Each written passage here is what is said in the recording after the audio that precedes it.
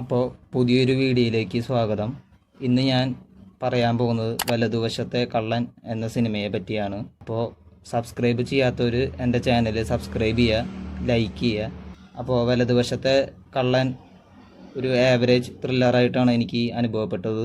അതിൽ ബിജു മേനോനും ജോജുവാണ് പ്രധാന കഥാപാത്രമായിട്ട് അഭിനയിക്കുന്നത്. അപ്പോൾ OTTയിൽ വന്നിട്ടുണ്ട്. ഞാൻ അതിൽ സിനിമ കണ്ടിട്ടാണ് അഭിപ്രായം പറയുന്നത്.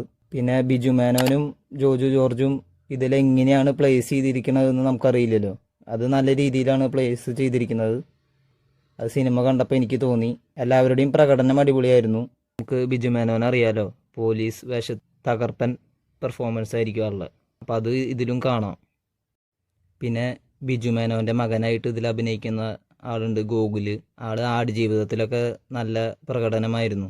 പക്ഷേ ഇതിൽ വന്നപ്പോൾ ഒരു ഓക്കെ ഫീലായിരുന്നു. സൈക്കോ ക്യാരക്ടറാണ് ഇതിലാൾ അഭിനയിച്ചിരിക്കുന്നത്. എല്ലാവർക്കും പടം അടിപൊളിയായിട്ട് തോന്നില്ല. ഞാൻ എൻ്റെ അഭിപ്രായമാണ് പറഞ്ഞത്. എനിക്കൊരു ആവറേജ് അനുഭവമാണ് തോന്നിയത്. പിന്നെ ബിജു മേനോനും ജോർജും ഉള്ള കാരണം നമുക്ക് മുഴുനീളം സിനിമ കണ്ടിരിക്കാം. സിനിമ എൻഗേജിങ് ആണോ എന്ന് ചോദിച്ചാൽ അവിടെ ഇവിടെയും മാത്രം എനിക്ക് ഇഷ്ടപ്പെട്ടുള്ളൂ. ഒരു ഹൈ മൂവ്മെൻറ്റ്, പിന്നുള്ളിടത്തൊക്കെ സാധാ പ്ലെയിൻ രീതിയിലായി സിനിമ. ഒരു ഡീസൻ്റ് ആവറേജ് മൂവി, ത്രില്ലർ. അത്ര എനിക്ക് ഈ സിനിമയെ പറ്റി പറയാനുള്ളൂ. കാണാത്തവരുണ്ടെങ്കിൽ ഒരു വട്ടമൊക്കെ കണ്ടിരിക്കാൻ പറ്റുന്ന നല്ല സിനിമയാണ്. കണ്ടവരുണ്ടെങ്കിൽ അഭിപ്രായം പറയുക. അടുത്ത വീഡിയോയിൽ പിന്നെ കാണാം. Okay, by.